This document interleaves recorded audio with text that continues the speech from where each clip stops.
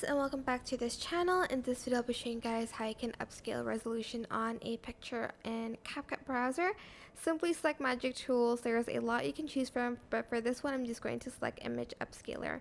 Select upscale, and then you're just going to simply select upload and select the picture that you want to upscale the quality. Like this one, for instance, this is the current resolution and I want to change it to a 1080p solution, and then I'm just going to press this button, this upscale button, and wait for it to generate into more. Try to I guess make it more HD.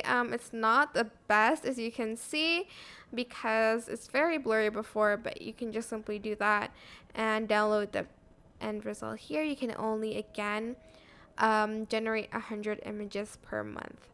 That is it. I hope this tutorial was helpful for you guys. Don't forget to like, comment, share, and also subscribe to this channel if you haven't done that already.